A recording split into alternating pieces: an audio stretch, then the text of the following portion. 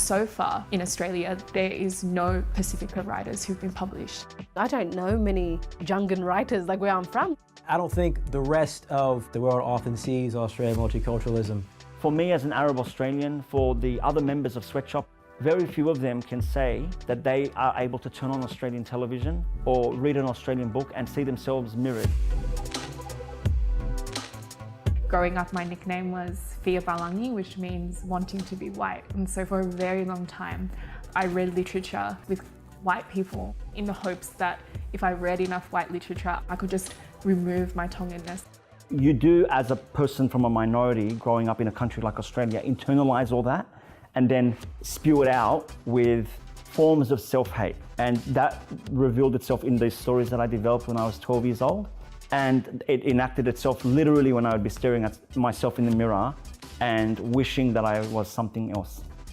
I never thought that I could write in a way that was true to who I was, and I was just trying to write like a white person, and it never worked.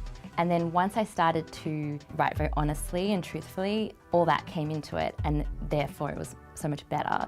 Through Sweatshop, we always speak the truth.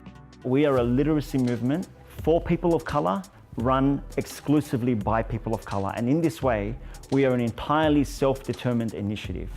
For me, being like a Vietnamese Australian writer is about writing the stories that aren't being captured because they don't paint a dignified picture of the Asian Australian community. Voice is so important to actually, speak my language and write it.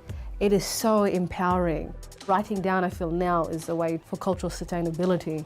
It'll make my community stronger and uplifted in a way that only people who are from it can.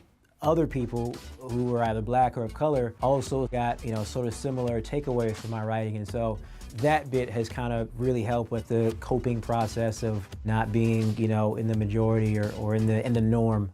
As writers, when we tell our stories and when we publish those stories and we put them out in the mainstream, that becomes a political act, because what it's about is declaring our existence.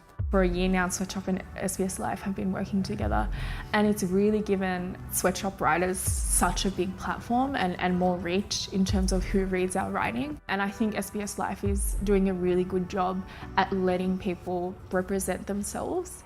To recognise diversity and give opportunity to writers that would maybe not be able to see themselves or to be able to see their story or their experiences on such a mainstream platform. I think that's very exciting because it helps us to see ourselves in other spaces. We're seeing the emergence of a new generation of literary young people from culturally and linguistically diverse backgrounds coming to voice.